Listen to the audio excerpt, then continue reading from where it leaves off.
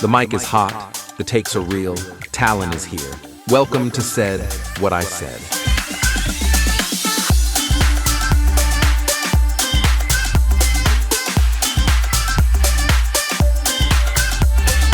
From Hollywood to your headphones, she's bold, she's raw, she's Talin. And this is Said What I Said. Said What I Said with Talin. What's up, everybody? Welcome back to Said What I Said with Talin. Today we have a very special guest. She started acting at a very young age and broke out as Monica on Chicken Girls, and then moved her way into the Disney World on Raven's Home, and then became the most viral horror icons ever as the voice of Megan. All right, and now she's dropping music and she's out here touring the country. So everyone, please welcome the very talented Jenna Davis. Hello. Welcome. So excited to have you. So happy to be here. I feel like we're walking down memory lane a little bit. I know. It's like kind of crazy. Like, I know you just like wrapped up your first headliner sold out tour, by the way. Congratulations on that. Thank you. How are you feeling?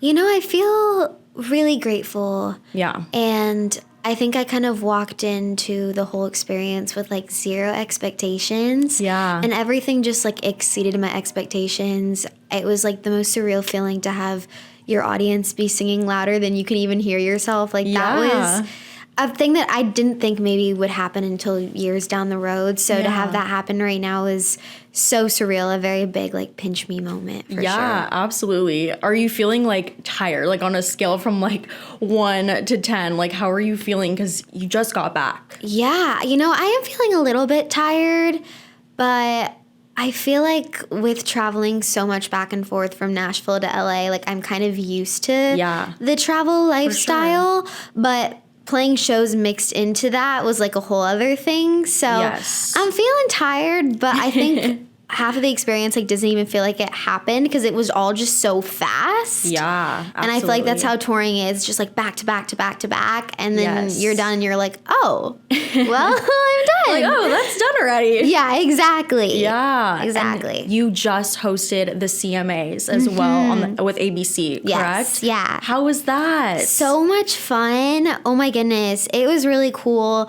I feel like I've been introduced to the country community, but when you go into things like that, you really feel like so submerged into it. Yeah. I had such a great time, and everyone's really kind. I think it's that like kind of Southern hospitality where it feels like very warm and welcoming, and that was like my second CMAs, so it was cool to be back. Yeah. But I got to be like backstage this time and so cool around some of like my favorite artists and it was really, really special. That's so awesome. That's definitely a pinch me like surreal moment, right? Like interviewing your like biggest icons and stars like right in front of you. You know? I had a moment backstage where I was approached by Kelsey Ballerini and she was like, "Hi, I'm Kelsey. Hi, Jenna. It's nice to meet you." And I was like, no, it's actually so nice to meet you. Like, what the heck? So just like moments like that I'll never forget, but also just kind of reminds you to like just keep going and also be encouraged by people who have had such incredible careers is such a,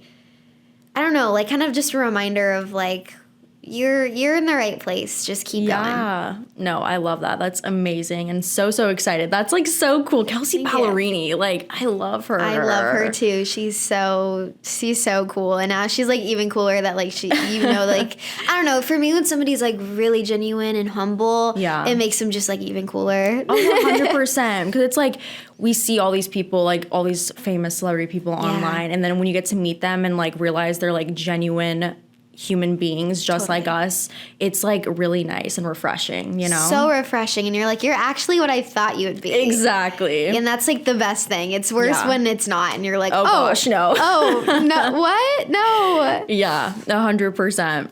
All right, so we're gonna go back to Chicken Girls. So we have crazy. to. That's where we met. That's where everything started. How many years ago is that now?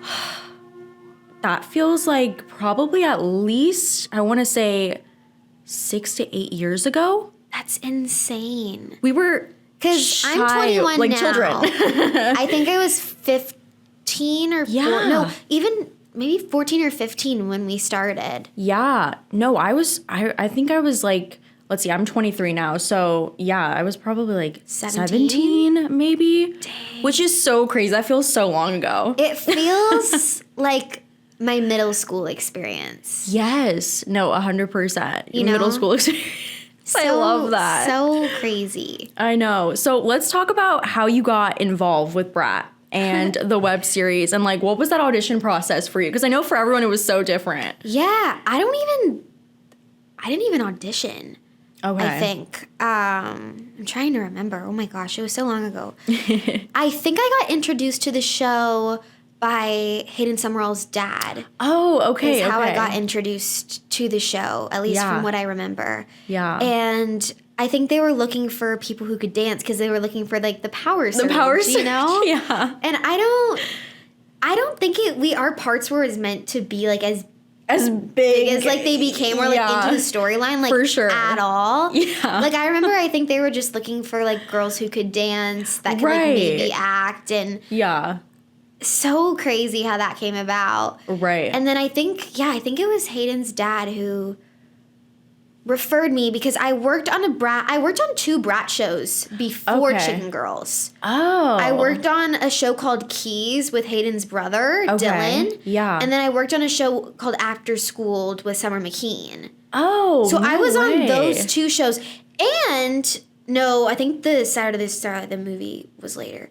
Yeah, so it was those two shows and then Chicken Girls, and then I was also in this movie with Denise Richards, Breck Bassinger, Dylan, and a couple of other people, but it never came out. But I played Denise Richards' daughter, and I was like this brat. No.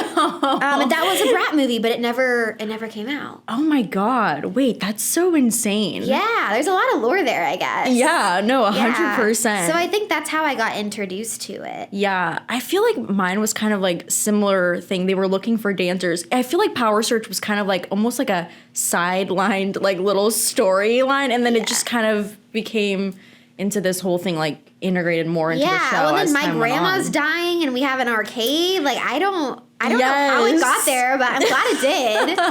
I remember us like filming that episode. It's so sharp in my mind when we were at the park filming that episode. When you were like breaking down. That's crazy because I remember that, and I remember at the time, like, people were coming up to me, like, in the cast, like, thinking I was actually breaking down. And I was like, no, like, it's the scene. It's a scene. Jenna is so good. The random park in Burbank. The random park, yes. You know? I literally remember that moment so well. It was so crazy. I remember it, too. Like, I don't have a lot of memories from it. Right. But I feel like that, the arcade, the long days in the roller skating rink. Yes. You know? I feel like those are the small things I remember. Oh my gosh. And then dance numbers. Like, remember the, like, choreographed, like, dance numbers you have to do? And then remember when I almost broke my ankle from the aerial? Yes! Oh my gosh. That's crazy. That's literally so insane. Or do you remember the time remember I had a flipper at that time? I had fake teeth. Do you remember that? Oh my gosh, yes. And I remember Britt Haley filmed a video and I didn't have my flipper in. Oh and my God. And I freaked out because we were having lunch on set for Chicken Girls the movie and I didn't have my flipper in. Oh my God. That's crazy. I was such a baby. No, literally. We were all babies. Yeah, when we were really doing crazy that. to see everybody growing up now. Like, Mads is, like, married. Insane. I'm like, oh my gosh, what is happening? The time was flashing before our eyes, honestly. It really is. But what a fun thing to be a part of. Like, no, absolutely. It really was. You probably have people still come up to you to this day talking about it. Yeah, no, 100%. And I feel like Chicken Girls, like, it was, like, such a huge phenomenon, like, on social media. Like, it was, like, almost like its own little, like, Disney Channel, I think it paved the way for showing how much power social media can have over, like, TV and... Because, I mean, it was getting so many views, too. Yeah, so where I many. think it taught a lot of people about how maybe bringing influencers or people with social media presences can affect affect something like that. No, absolutely. And, I mean, all the credit, I feel like, goes to Jules and Hayden in that regard. Yeah, for sure. Because they were just... like everybody adored them. Yeah. Rightfully, so did we all. But you know, like I think without that, like I think it inspired so many other things on the internet. For sure. Absolutely. Which is cool to be a part of. Yeah, we got to be part of a little history making. Yeah. Was it like ever weird, like being part of like a youth-driven like digital web show? And did you feel like this was just like internet acting, or did you always like have like bigger dreams with this like going forward? Yeah, I mean, I think I always had bigger aspirations, of course. But I think with Chicken Girls and the way that I look back on a lot of moments, it was supposed to be like that. Do you know what I'm saying? Like, I think we were kind of in the right place at the right time, despite what anybody said about the show. Like, I know it would get mixed reviews and whatnot. Sure. Yeah. I mean, people adored it. You know, despite what anybody thought, like, it was a hit for so many people. And I feel so grateful to be a part of that. And I think also I learned so much, and it was part of like my middle school experience of interacting with other kids our age, because I was homeschooled, so I didn't really interact with a lot of people our age. So it gave me that opportunity. And I think it taught me a lot about the media. I think it taught me a lot about getting a platform at a young age. And I'm really grateful for it. I mean, I think obviously when Raven's Home came about and I had to make the decision between staying on Chicken Girls or going on Raven's Home, I had to go to Raven's Home because being on Disney was always a dream of mine. But also, I was so grateful for everything that Brat provided, and I got to showcase me crying on a show for the first time and experiencing a lot of those different things. So as much as people say like, yeah, it's internet acting, I don't regret it at all. Like I have no regrets, and I think it was such a cool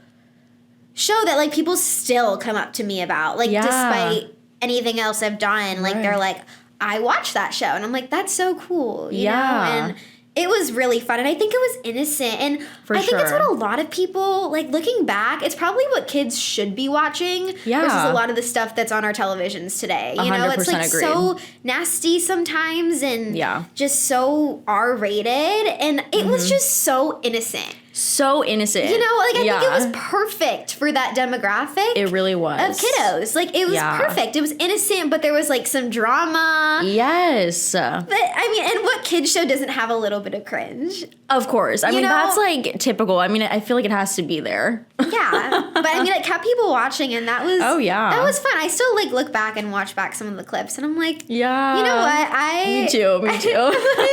This was fun. Like, part of me sometimes, like... wishes to go back for a second to just like relive those like moments of what that was like, because it was so fun at the time.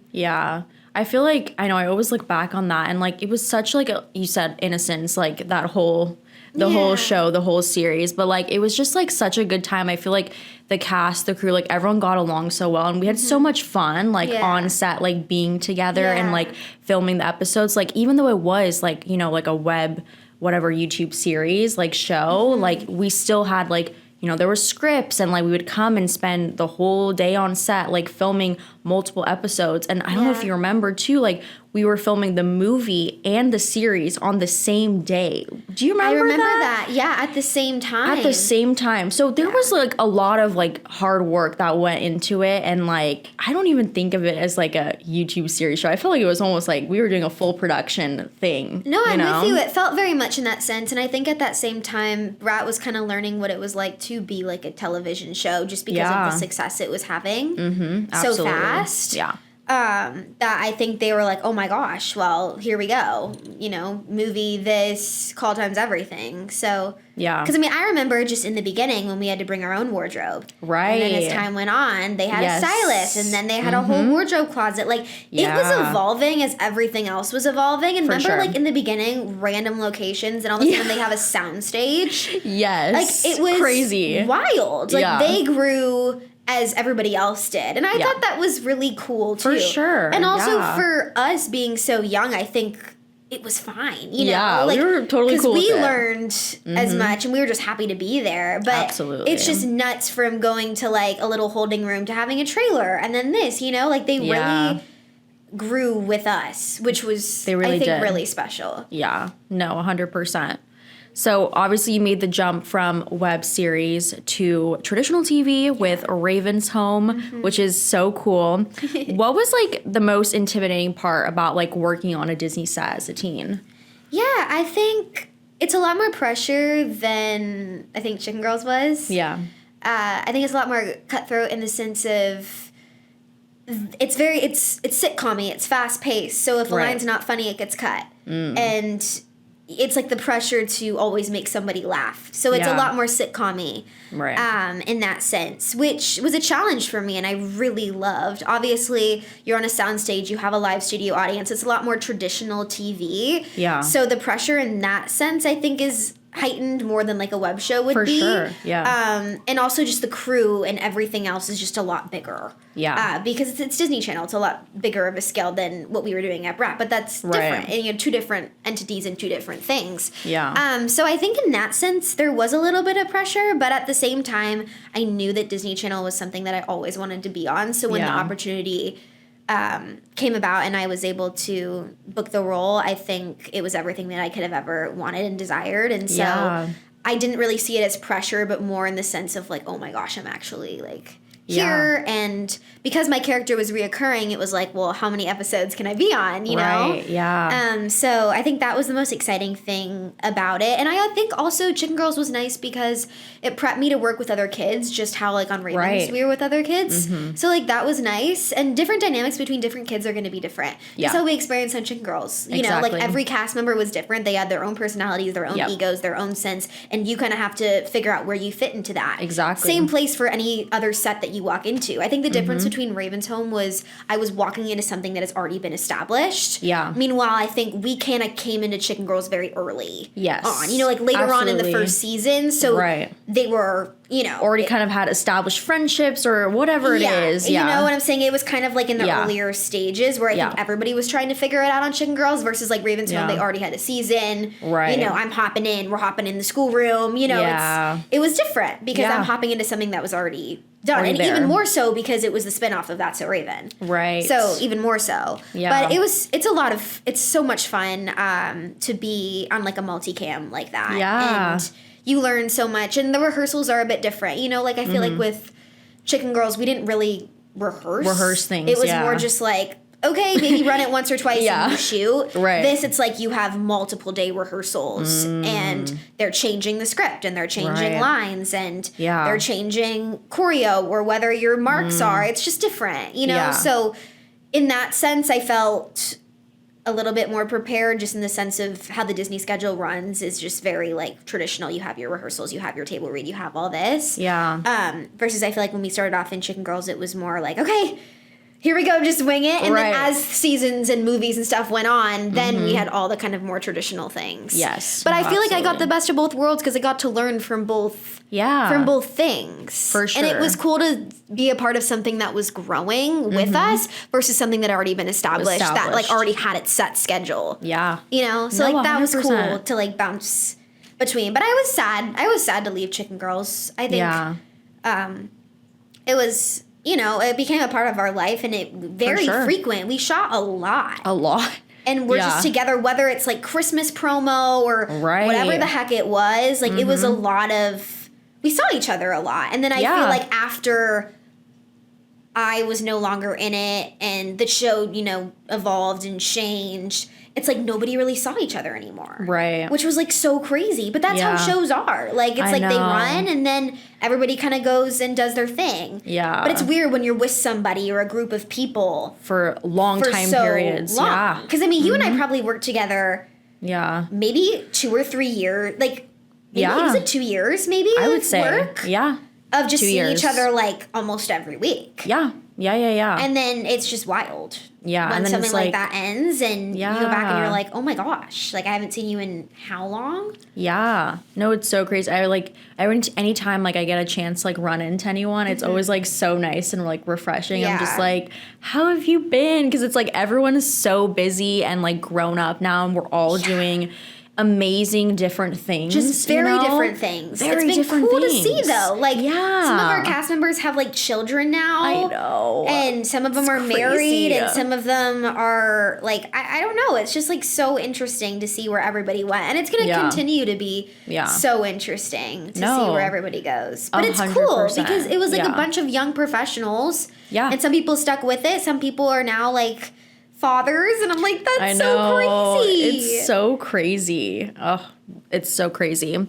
Did you ever feel, going back to Disney, did you ever feel like you had like a sense of like pressure of you having to kind of like show up like polished, like ready to go? Because like Disney is such a different, you know, workspace, you know, compared to like when we were doing like Chicken Girls and like everyone's like on it and like ready to go, locked in. So did you ever feel like a certain like pressure, or you had to like be a certain way working on Disney? You know, I think there was like a certain expectation that you have to like uphold, in the sense of course, being on time, knowing your lines, being funny, all of that sense. But I think once you are cast in a role for Disney, like they are such a big empire and their shows are so phenomenal and they've done a great job throughout the years, that it's that expectation that that's what you should be. And I do think if you're hired and you have the privilege to be hired, because it is so difficult to be on one of their shows and to be picked. And I feel so honored to be even in that space with Vampirina and with Raven's Home. I feel so honored that that expectation doesn't feel like pressure for me. It feels more like this is what, you know, if you're blessed enough to be on this network, you have to work hard. Absolutely. You know, I think there's so many people that would kill to be in that position. And I think the most infuriating thing to me is when people don't show up, or they're not hardworking, or they don't have that expectation. Yeah. Because it's such a blessing to be a part of that universe, and it's difficult, and kids audition for it to be a part of it every day. Yeah. That for me, it was more just like, no, like you did it, enjoy it, take the pressure off, but also don't forget that you're like on a Disney show right now and you need to be on the top of your game. Absolutely. So I think it was less of like, oh my gosh, this is happening. It's more just like, okay, lock in, you're here, you did it. The hard part's done. Now you're just get to like bask in the enjoyment of like being on a Disney set and like what that's like. Yeah. But I think the audition process is always the more of the thing that's like, okay, well, here's the pressure, because it's not up to you. And once you're already on set, you're kind of good. Right. So you kind of just get to enjoy it and make people laugh. And I think that's kind of like the point of Disney. For sure. Did you ever get like a chance? Like, I know like the people who are signed with Disney or like work on a Disney show, they had cool perks. They got to go to like Disneyland and like get escorted like VIP. Yeah. Did you ever get to like do any of those things while you were with Disney? No, because I was a reoccurring role. I didn't get those like perks, I guess. I think you have to get those perks when you're a series regular. Is when you get like those perks. So I didn't, but for me, I've always just been like, I may never be the girl that gets to hold the wand and be like, hey, it's Jenna, back to Disney Channel, you know. But I just feel so grateful that I get to be a part of the network and the universe. Absolutely. Whether it's been a lead role or a supporting, because I feel like most of the roles that I've booked through them currently have been like reoccurrings. Yeah. But in the way that it's worked, I wouldn't trade it for the world. And the parts that I've gotten to play have just been so much fun. Yeah. And every set that I've been on, especially a Disney set, has just been so lovely. And everybody's just so happy to be there. Yeah. So it's been such a great experience. So I didn't get any of those perks, but I feel like being on set, they have like the best crafty in the world, best cookie pie you'll ever have in your life. I rave about it. Oh, it's insane. Like, I love a cookie pie. Their crafty is like out of this world. We love that. So I'm like, that's good enough for me. A good crafty and we're good. Yeah, we're that's set. all we need. Yeah, pretty much. Oh, that's awesome. What's like one experience from like Disney that you can like take with you like moving forward in your acting career? Ooh. You know, I think the directors and producers I've gotten to work with. Yeah. On Vampirina, we were directed by Danielle Fishel. Okay. And she just had an incredible career. And I think also learning from another actress as a director is such a cool and valuable thing. Yeah. Because they understand what it's like to be in your shoes, but they're now the director. And that's such a cool thing, obviously, for her. But to learn from her is such a gift. Yeah. So I thought those moments were so special. I think also like Raven Simone being executive producer of Raven, she was very like very expressive of what she wanted Yeah. and involved. And seeing another actor fill in other shoes of like a producer or director was also really cool. And to work with that was really special because they understand what it's like to be an actor. Right. So to learn from them, but also see them being able to be elevated to a producer or director is also inspiring because it gives, you know, people like us like, oh my gosh, well, you know, you can do so much more as well. And especially as you get older, you can dive into different spaces. Absolutely. So I think that was really inspiring. Yeah, I think that's one of like the really beautiful things that I love about like acting per se. Like it's just, it kind of opens your eyes to like all the possibilities of things that you can still do like beyond just acting. Like you can be a producer, you can be a writer, an executive director, like whatever it is, like the opportunities are endless. And I think it's really cool when you get like that opportunity to kind of see a little bit behind the scenes of those other jobs, being like, okay, like I could potentially do these things too, you know, like down the line in your career. I think it's really cool. Yeah, it's really, really inspiring for sure. Yeah, absolutely. All right, let's talk Megan. You became the voice of one of the most viral horror characters. I remember like when I found out that you were playing the voice, I was like, oh my gosh. I was like, she is going to crush this. You're literally perfect for this. I was so excited when I found out. But how did this audition even happen for you? So I started doing voiceover when I was 9. Okay. And when I started coming out to LA around 10 years old, my mom and I started putting me into like voiceover classes. Yeah. And ADR classes and just kind of dipping my toes, kind of like how we mentioned, in like anything that you could. Mm-hmm. And so there's a woman named Sue Boyjan, and I adore her. And she was teaching classes about ADR and like looping and voiceover. So when I was younger, I took one of her classes.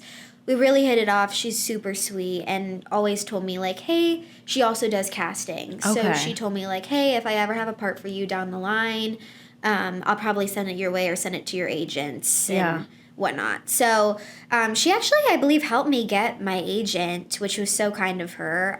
So I got my agent, I think, through her. Okay. And then just continued to audition. You know, years went by and they were casting for Megan. And I never got the audition through my agent. Okay. So I just got this inquiry from Sue, and she was like, hey, girl, you know, long time no see. I just have this audition. We're trying to cast for this project called Megan, and I think you could be a really good fit. Mind if you just, like, if I send over the script and you can kind of just, like, give it a go? Yeah. And I'm like, sure, why not? So I let my agent know, like, hey, Sue sent me an audition. They're like, oh, great. So I got the audition, and I thought it was for a video game. So I was like, okay, because Sue does, like, everything. She does, like, video games, all this. Yeah. She does everything, movies, television. She's amazing. I can go on and on about her. But I got the audition, and I just read over the script, and it was, like, AI robot. So I'm thinking it's, like, this AI robot in, like, a video game or something. Yeah. So I go into my bedroom closet, you know, crisscross applesauce on the floor, and just kind of just wing it. Yeah. But I noticed the character had, like, a lot of dialogue. Like, it was just a lot. And so I was like, you know, I don't think anybody wants to hear me talk like a robot for like this long. So I'm just going to make her like sassy, give her personality, give her flair. Because I feel like whenever I do an audition, I just kind of make a choice and casting either hates it or love it. Yeah. And because I feel like that's the only way to stand out these days. Yeah. So that's kind of what I did. And then heard back a couple weeks later and asked if I could sing, so the director sent me like a singing sample of what he wanted. He wasn't a singer, so it was actually hilarious to get the tape back. And I sang the song that was in the first movie, Tell Me Your Dreams, sent that in, and then a couple weeks later, they're like, hey, we want to hop on a Zoom with you, just talk to the director about the character. And I'm kind of thinking, oh, this is probably like a director's session. Right. You know, I don't know. I feel like with this industry, you can't really have high hopes of booking things. You just kind of got to go throughout the process. And if it happens, it happens. Yeah. And I don't know. I try to have like very low expectations without like going in and being like, this is mine. Right. You just never know. You know? 100%. Yeah. So we did the Zoom, and at the end of the call, he asked me if I was like ready to. He was like, well, are you ready? And I was really confused, like kind of caught off guard by the question. And I was like, for what? Yeah.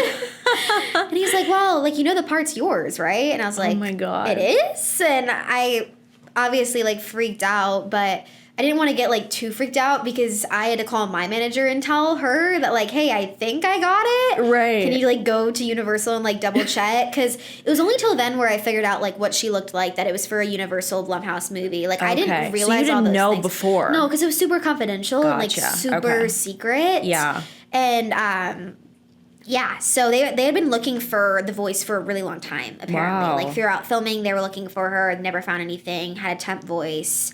Wow. Really had a hard time with it. And our director said that it was difficult because when people read the word robot, they automatically thought like, I am a robot and I talk like this, you know? So that was what was tricky, is the word robot was throwing off a lot of people versus kind of doing it like as an authentic human kind of like robot. Yeah.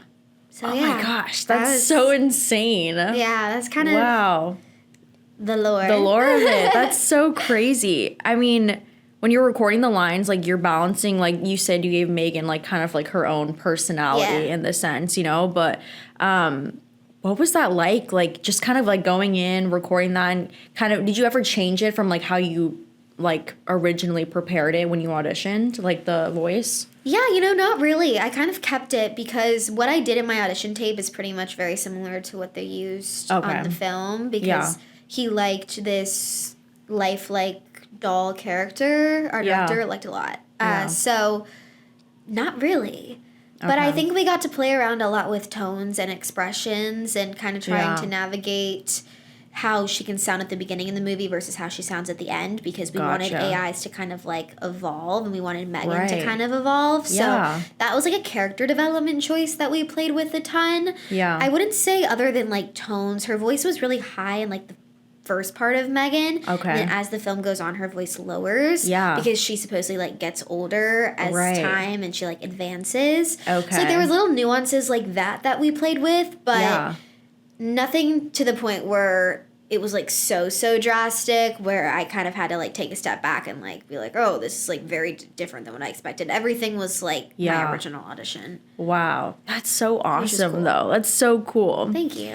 And what was it like just like watching like the internet explode over this? Like, I mean, the memes, the edits, the dance, the Halloween costumes, like it was crazy. Yeah, so crazy. You know, I don't think any of us could have ever expected it. I think it was very, I don't know. I think when something tries to become viral, it fails. Yeah. And this did not, like our first film was not, I don't think they were trying to be viral. It just happened. Yeah. You know, and so with the dancing and like the uniqueness of the film, I think gravitated a lot of people and intrigued a lot of people to watch the film because it was so different than anything that's ever been released. You know, like we've had Annabelle, we've had Chucky. Right. We've had these like kind of demonic dolls. Yes. But we've never had like an AI doll really. Right. It was different. It was very different. And I think that's what was intriguing. And it was also a little bit comedic and a little bit campy. Yeah. So I think all of that mixed with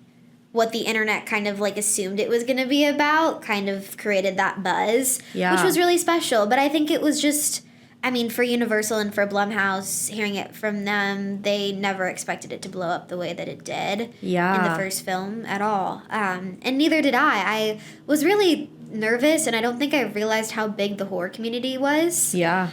So I'm very grateful that they accepted her and embraced her as much as they did, because I feel like it could have totally gone the other direction as well. Right. Where they could have been like, oh, this is cringy, or this is this, or whatever, and instead of that, we just, we got a lot of love, which was really, really kind. And it relieves a lot of relief off of my shoulders. Yeah. Because I was like, people could hate this or they could love it because it was so unique and so different. I feel like the response could have been either which way. So I'm really grateful that it was loved and adored as much as it was. And you guys got Megan 2.0. Yes. Which is so awesome. Thank you. Stepping back into that role, what was like different for Megan going into that? You know, they changed the genre of the film quite a bit. They kind of pivoted it to be a bit more action versus horror. So I think navigating that change was different because it was different than I expected them to go. Yeah. Because they went a lot more action. I was like, oh, okay, so I'm going to have to kind of deal with grunts and different like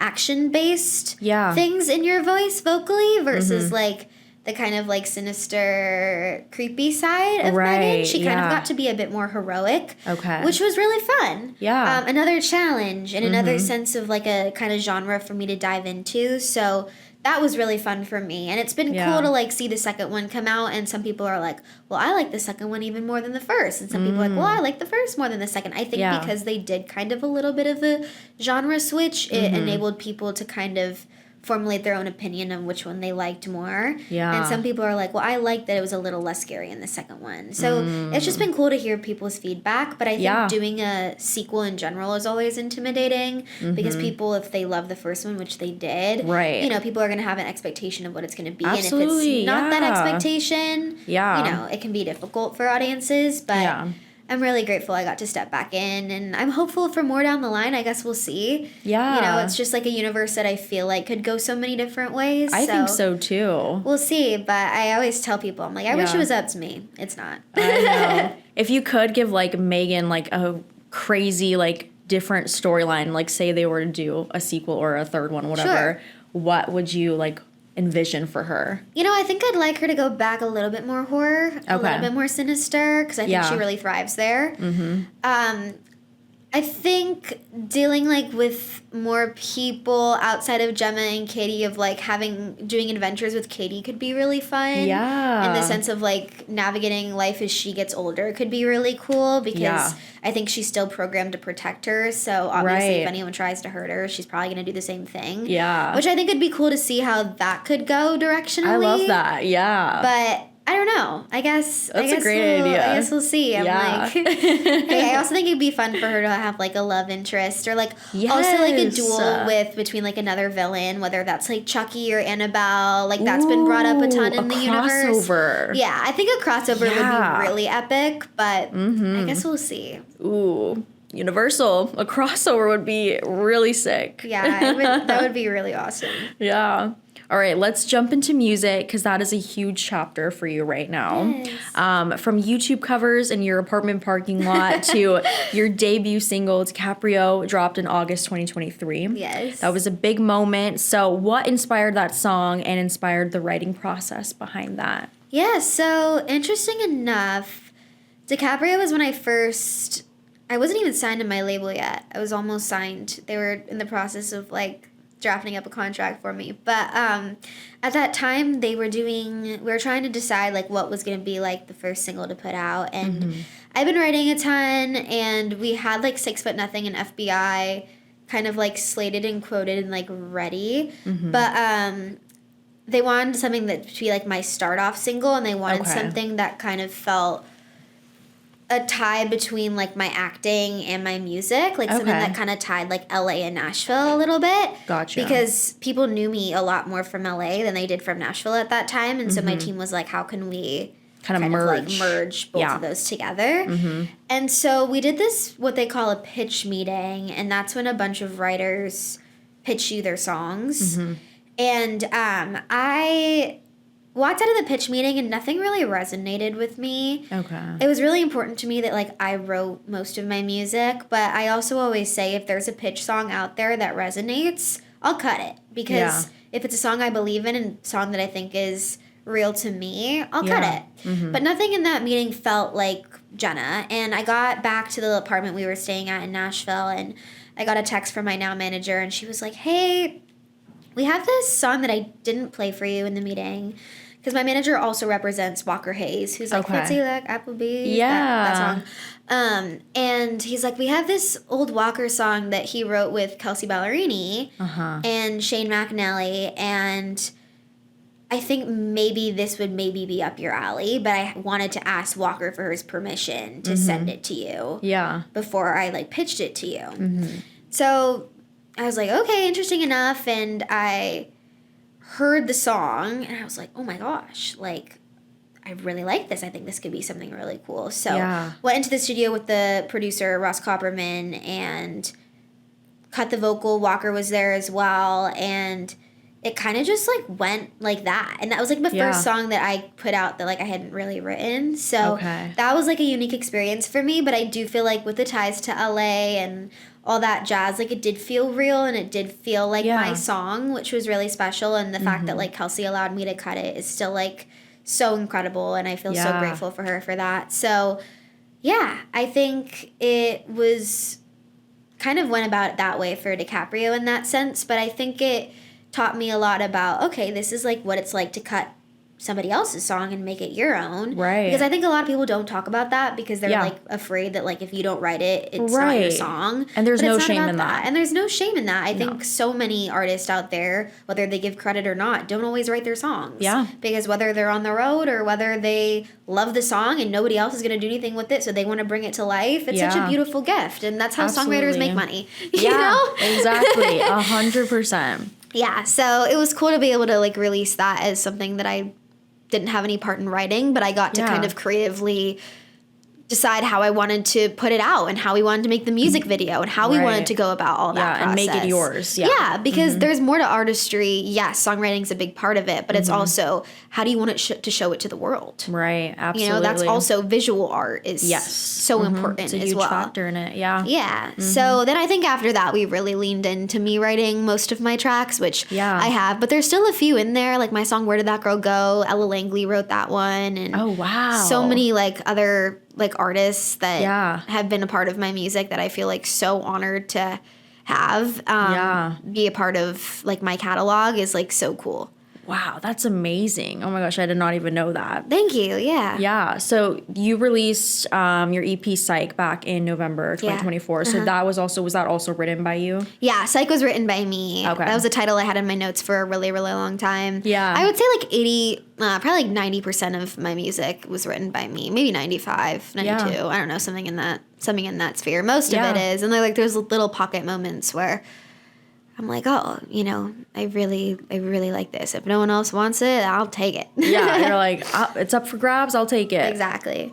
And then you have your album, Where Did That Girl Go? Yes. And that title feels really personal. So talk me through that creative process with that album. Yeah, you know, I think with Where Did That Girl Go, it's all about how I'm in this like weird time in my life where I think I was always seen as like this young little kid. Like even on Chicken Girls, it was like I was 15 looking 11 years old. And as I'm 21 now, I'm still in this weird sense where I'm like, I'm 21, I still go out for 15-year-old roles, but I'm like an adult now and I'm learning how that life is. And it kind of feels, people throw like the word around like, oh, like you're a woman now and like you're an adult. And I'm like, that's so weird to think because life just like flies. Yeah. And I look back and I'm like, where did that like girl go? Like when I was like younger and little and like not having to deal with any crazy like adult things that you have to deal with. And that's like paying rent and doing all these like crazy things that when you're younger you don't think about. No. And it's like, oh my gosh, like now you're an adult and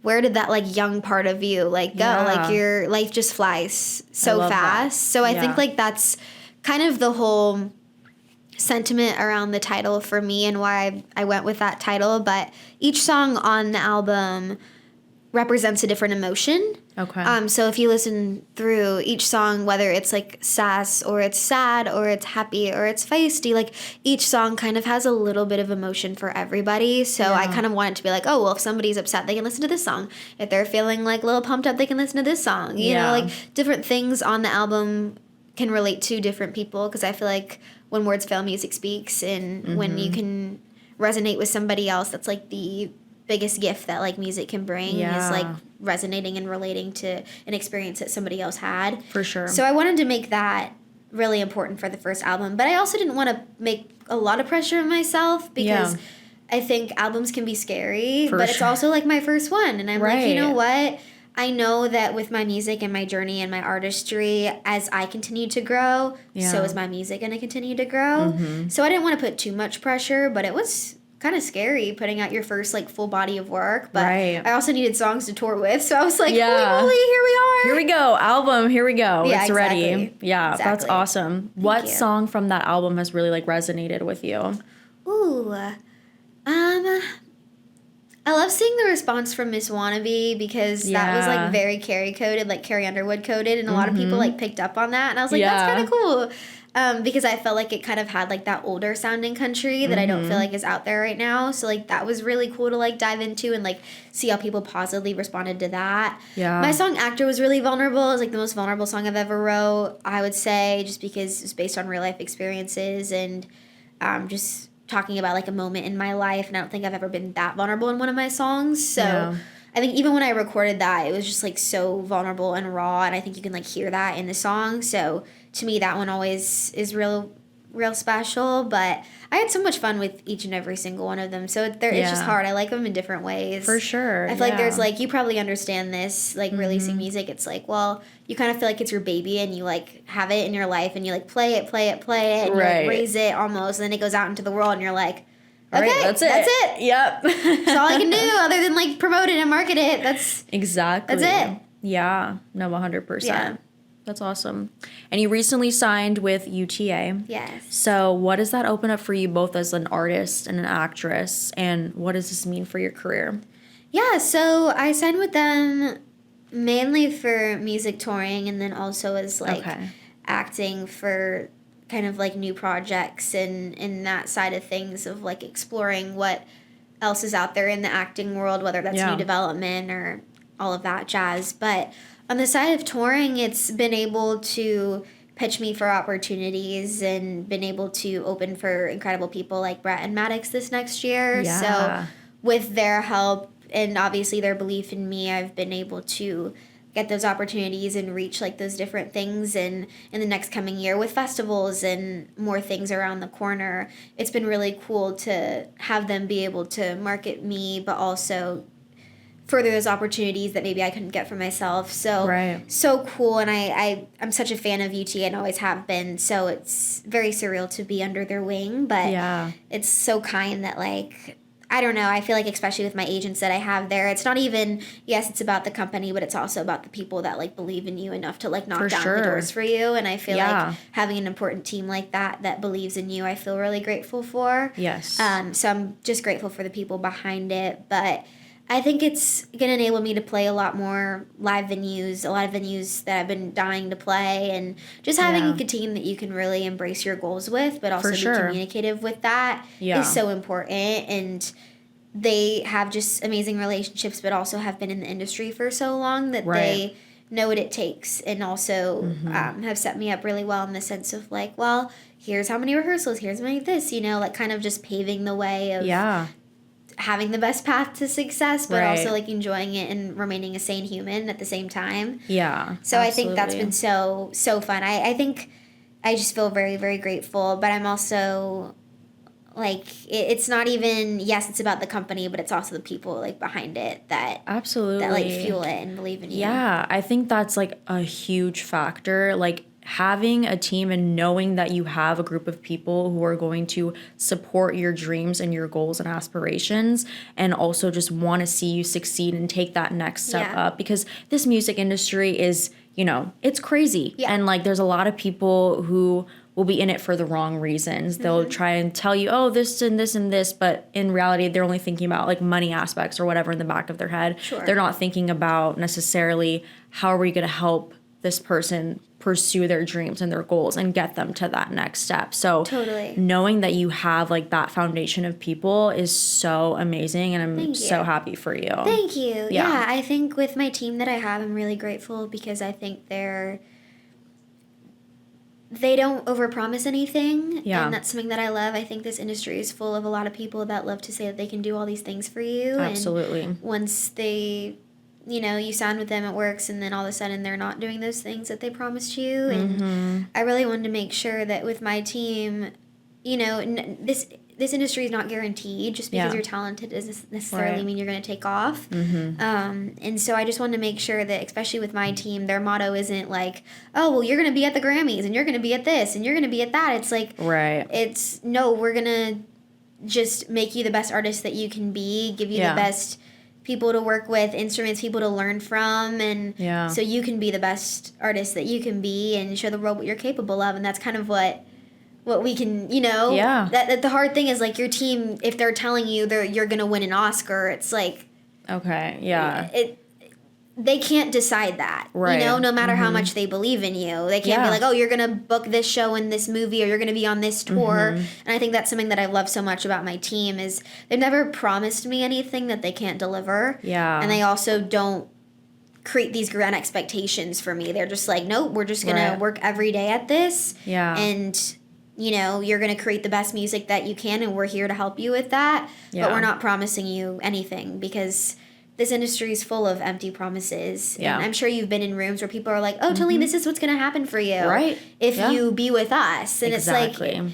it's not like that. No. But I think all of us are naive and young and believe it to for be. sure, yeah. And I think probably there's instances where people maybe do get that luck, and there are those unicorns in this industry that just come in and just everything happens. But for the majority, it's a 10-year town, it's an 8-year town, it's a 20-year town. It's a big commitment and marathon. And absolutely. I don't know, I just feel very grateful to have the people around me that, yes, believe in me, but are also realistic with me as well and keep it real and keep me in check, but also, you know, I think that's what I'm very grateful for. And so I think it's just the people you surround yourself with at the end of the day. Absolutely. And yep, I 100% believe in that. Yeah, you just have to keep going if you believe in it. I always tell people, I'm like, if this is something that you want to do, you fight for it every day. If it's not something you love 100%, go find something easier. 100% agreed. It's just, there's a lot easier things you could be doing. Right. But it's just if you don't see yourself doing anything else, if this is your one true love, then you just got to go for it because it's so possible. Absolutely. It's so possible. Yeah. But you're going to find like frogs along the way as you find, and then you'll find like the little charming people where you're like, okay, yeah, you have my best interest at heart. Yeah, absolutely. You just wrapped your first sold out headliner tour, which was amazing. You did Dallas, Chicago, and Nashville, which was so exciting. What was that like? Like just coming out on stage, the crowd singing along with you, knowing your songs.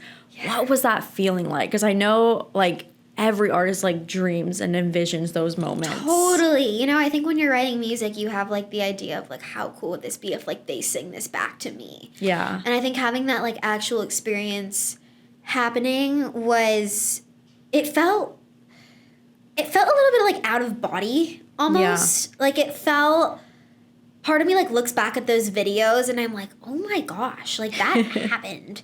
And people listen to my music enough to actually know the lyrics. Yeah. Like how beautiful is that? So I think the whole experience, I just left feeling so grateful, very like humbled in the sense of like, you are creating music for people who are listening. I think sometimes when you're in the music industry, it's like there's always going to be somebody that has more. There's always going to be something like it's just, it can be a very negative thing because like you said, it can, whether it's about money or financials or views or listens or saves or whatever. Yeah. It can be sometimes so like, you kind of forget about why you do it sometimes because all the other pressures are like, oh my gosh. Yeah. But I think like touring and hearing people sing your music back and like something that you created is so like rewarding. Yes. But also it's like artistically a reminder that like people are listening and people are supporting you. Like how cool is that? Yeah. Like anything else that you worry about doesn't matter because you have people in a crowd that know your music. Like that is so cool. Like it reminds me of like who I'm writing the music for. Right. If that makes sense. Yeah, absolutely. Because when you write it and you release it, you know how it goes. You're in the studio, you market it, and you're like, we'll hope for the best. Exactly. Yeah. You know, and to hear it actually coming out of somebody's mouth and just seeing that is like so insane. And it's like a feeling that I can't describe, and it just reminds me of like, this is why I do what I do. Yeah. Is because I get to create things that can make a difference in somebody's life or that they know or that they can either relate to. Like that is just a beautiful thing because I know so many artists who've done that for me. Yeah. So to be able to be an artist that does that for somebody else is so surreal to me. And it's the biggest honor. And I feel like that's what it is. It's like I feel so honored Yeah. and grateful that people Yeah. choose to spend their time listening to me. Absolutely. And it's a reminder of like, this is why you're doing this. Yep. 100%. It's because little cute girls are singing your songs and they're relating to it, or they know it, or they make a sign for you, and it's like Right. they're spending time of their precious life, Right. you know, celebrating you and enjoying you. Like, how lucky. Yeah. It really made me feel like the luckiest person. I was like, Yeah, I how was lucky gonna am say. I Yeah. to experience that Yeah. and to experience like that, just like love. And I think that's why like performers get such a high from being on Absolutely, stage. yeah. Because it's just like, oh my gosh. Yeah, like, it's what? a really unreal feeling that you can't even put words to describe it, honestly. No, it's a very like almost out of body thing. Yes, where an out of body experience for sure. Yeah, you're like, what the heck is happening right now? And It's when you're so crazy. like in it on stage, you're just so in it that Right. when you watch the videos back, you're like, You're like, wow. oh my gosh, like that's yeah. It really just made me feel so honored and lucky Yeah. the whole time. That's amazing. And you're not done yet. You just announced you're joining Brett Young's 2.0 tour in Yes. 2026. And you're also joining Maddox Batson. Did I pronounce yeah. his name right? Okay. That's exciting. You have Thank an you. action-packed first half of the year. Yeah, so excited. Really looking forward to it. I get my first tour bus, which is insane. Oh my gosh. So that's gonna be a really crazy experience, but I also love like that. a learning thing for me too. Like there's just like a lot of Yes. firsts, and it feels right, but also like so surreal at the same time, and Yeah. to learn from them, but also to be able to, I don't know, perform in front of their audiences is like a big honor, and I feel Yeah. like a responsibility for me as well to put on a great show before they go on. So Yeah. it'll be interesting. Like, I think being a headliner versus being an opener are two very different responsibilities. Right. And navigating between that, it's like these people may not know my music. So what a cool way for them to be introduced to it. Yes. But also maybe some of them do, and that's cool as Yeah. well. So it's going to be cool to like see different parts of the world, or I guess the US, and different cities, but also be introduced to people that really maybe have no clue who I am, and that's Yeah. awesome. Yeah. Is there anything like fans should like expect like from your upcoming shows, or like should prepare themselves anything? I get to do something really cool with Brett Young that I'm really excited about. I can't say too Ooh, much, but okay. I'm really looking forward to it. He's such a lovely, genuine human, and Yeah. blessed to be a part of his journey as well. But we Yeah. have a cool thing, him and I, coming soon. So That's excited for that. awesome. I'm excited. Thank you. Oh my gosh. Okay, we're gonna finish off with a few rapid fire questions. I love So, the rapid fires. First thing that pops into your head. Okay. Okay, first thing is something you'll never apologize for. I think showing who I am online and not being afraid to not be perfect. I think that irritated a lot of people when I was younger, of just being goofy and silly and purposely weird. And I'm never going to apologize for that. I think that was always me. I was never the quote unquote like cool individual in my life. I've never been that. I've never been like the it girl on like social media of like the perfect person. But I think that's what makes my content and what makes me me. She said what she said right there. That was perfect.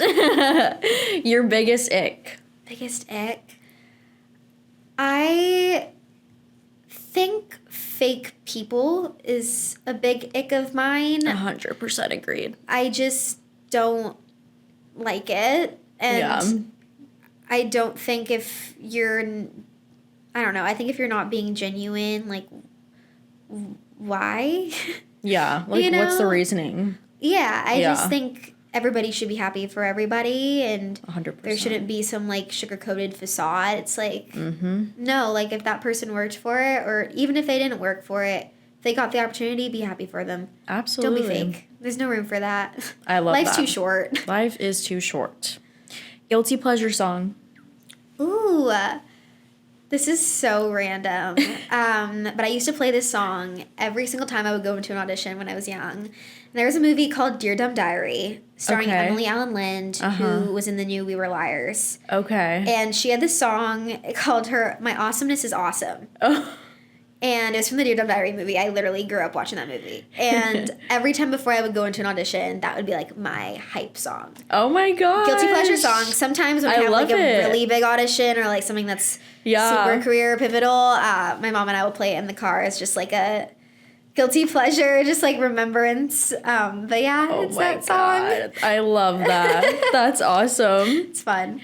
What or who is an actor or an actress that you would love to collaborate with someday, and an artist as well? Ooh, good question.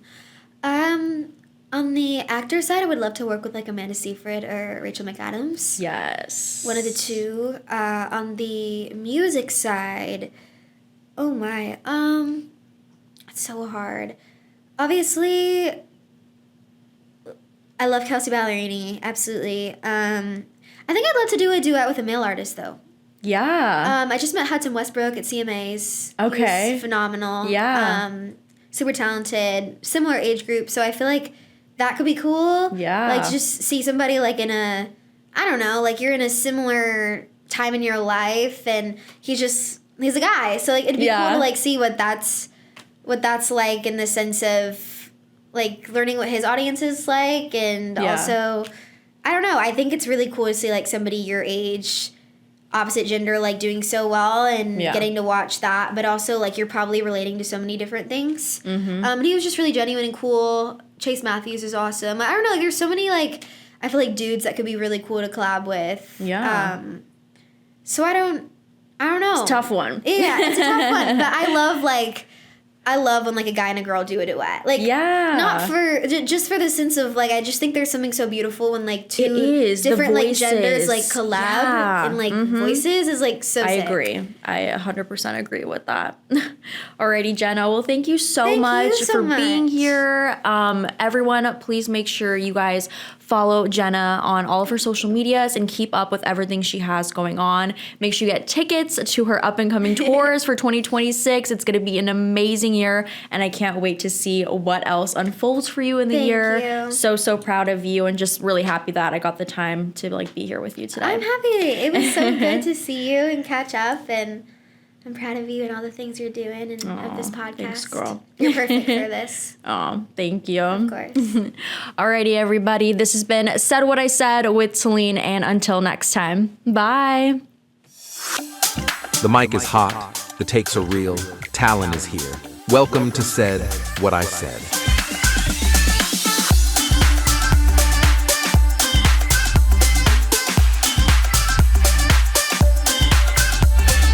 From Hollywood to your headphones, she's bold, she's raw, she's Talin. And this is Said What I Said.